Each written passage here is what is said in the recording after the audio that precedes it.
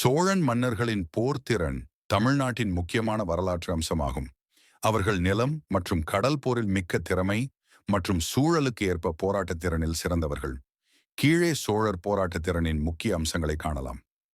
கடல் படைகள். சோழர்கள் தங்கள் காலத்தில் மிகவும் வலிமையான கடல் படைகளை வைத்திருந்தார்கள். ராஜேந்திர சோழன் கடல் இயக்கங்கள். ராஜேந்திர சோழன் தனது கடல் படைகள் மூலம் தென்கிழக்கு ஆசியாவில் பல நாடுகளுடன் உறவுகளை நிறுவினார்.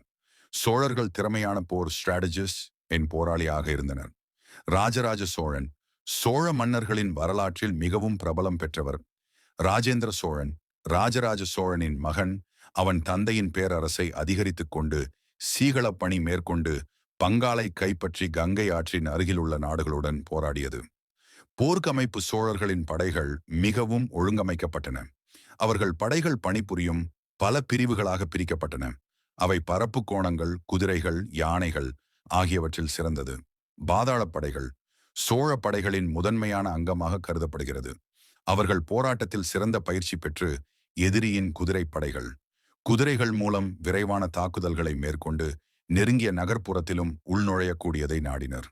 போர் யானைகள். யானைகள் எதிரியிடமிருந்து முன் சென்று அல்லது தடுப்புகளை உடைக்கும் முறையில் பெரிதும் போர் யானைகள். போரில் யானைகள் பெரிதும் பயன்படின. சோழ படைகள் சண்டைகளில் கம்பிகளையும் போர்க்கம்பிகளையும் பயன்படுத்தின. 5ஆம் போர் பாதுகாப்புகள். சோழர்கள் தங்கள் கோட்டைகளில் மற்றும் முக்கிய நகரங்களில் பல படைத்தளங்களை அமைத்திருந்தனர். குறிப்பாக தஞ்சாவூரில் ராஜராஜ சோழனின் காலத்தில் மிகவும் வலுவான கோட்டைகள் கட்டப்பட்டன. போர்க்கான தனிப்பட்ட முறைகள். சோழர்களின் போர்ப்படைகள் பின்வட்டார படை முறைகளை பயன்படுத்தி விரைந்து தாக்குதல் நடத்தின. சோழ படைகள் மிகுந்த பயிற்சி பெற்றவர்களாக இருந்தனர். சோழர்கள் போர்த்திறனுடன் கூடிய ஒத்துழைப்புகளை பெற்று அவர்களின் பின்வட்டார அரசாங்கங்களை வலுப்படுத்தினர். அரசர்கள் மற்ற நாடுகளுடன் உறவுகளை செய்துள்ளனர். சோழர்களின் போர்த்திறன், படைகளின் முன்னேற்றம் காலத்தின் அனைத்தும் பரவலாக பரிந்துரைக்கின்றன. கடல் படைகள், யானைகள், பல படைத்தளங்கள். சோழர்களின் உலகத்திலும் எப்போதும் எளிதாக்கப்பட்ட எண்களில் பங்கேற்கும் அல்லது புலனாக போர்த்திறன். ஆதித்ய கரிகாலன் சோழ படைகளை தலைமை செய்து பாண்டியர்களுக்கு எதிராக போரிட்டார். மேலும் பாண்டியர்களின் ஆட்சியை அடக்கி சோழர்களின் ஆட்சியை தென்மேல் தமிழகத்தில் நிலைநிறுத்தினார்.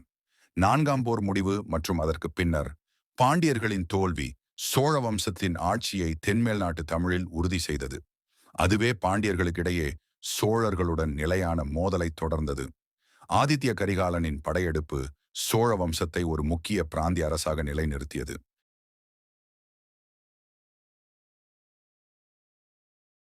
யூடியூப் சேனலுக்கு எல்லாருமே லைக் பண்ணுங்க, ஷேர் பண்ணுங்க, சப்ஸ்கிரைப் பண்ணுங்க. அந்த பெல்லுங்கிற பட்டன் இருக்கும், உங்க பொண்ணான கையால் அந்த பெல்லை மட்டும் கொஞ்சம் அமுக்கிடுங்க. உங்களால் முடிஞ்ச ஒரு 100 சப்ஸ்கிரைப் வந்தால் அவங்க குடும்பம் செழிக்கும், அவங்கள சுற்றி உள்ள எல்லாரும் செழிப்பாங்க. கண்டிப்பாக ஆதரவு கொடுங்க நண்பர்களே. வீடியோவை தள்ளாமல் பாருங்கள். என்னுடைய ஆதரவு கண்டிப்பாக உண்டு.